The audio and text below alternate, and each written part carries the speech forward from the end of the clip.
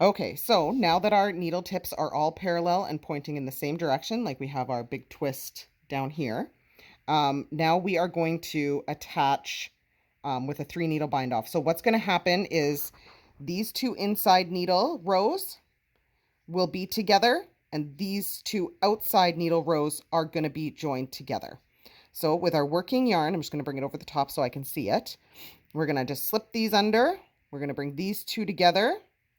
And this is where we're going to work the 3-needle bind off. Okay, so now we have our spare needle. And what I would recommend is to actually use a size up. So I'm going to be, and we were tie-dyeing today, if you notice my stained fingers. We're all tie-dyed. We all have red, okay.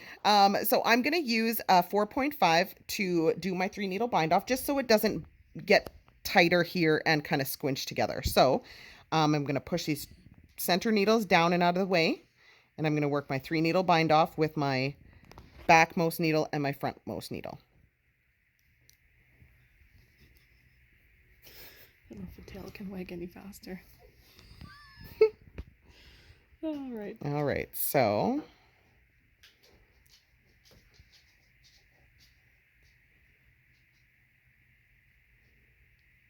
and it feels a little awkward because you've got some needles in the way underneath. Yeah, and it all works out in the end. Yeah. It kind of all comes around. So we're just going to do the 3-needle bind off. So knitting 1 stitch from the front needle, 1 stitch from the back needle, doing that twice. And then we're going to pick up this guy here. Oopsies. And just bind it off. Trying not to, make these stitches too tight. And also that is why we recommend maybe gauging up, unless you're a very loose binder offer. Binder offer. It's okay. Okay, and we're going to bind that off. Okay, and we're just going to keep going like that until we're all the way around, and I'll show you what it looks like at the end. Okay, so now I'm on my last 2 stitches, and you can see it's joined up to where I originally started off my 3-needle cast on, which goes underneath and around way over to this side.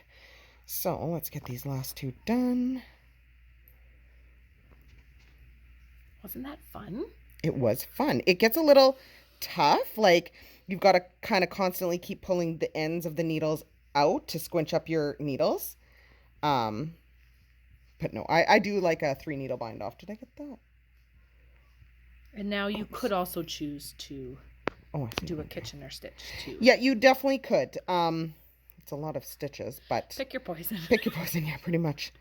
I probably would have done a Kitchener just because I enjoy doing Kitchener. Okay, so last one here. And I thought with the garter bump there, it kind of and it does tie in too. So, so what I'm gonna do is to join or try to make this hole, our original hole, a little smaller. Is I'm now gonna go in, and I'm just gonna essentially pick up and knit over on my other side.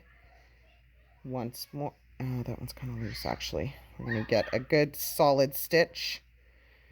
Do it one more time just to close up that hole, have less to sew in. Pull that last one over. Voila. And ooh! Oh, muscles. Muscles. And there we go. Sew that last end in.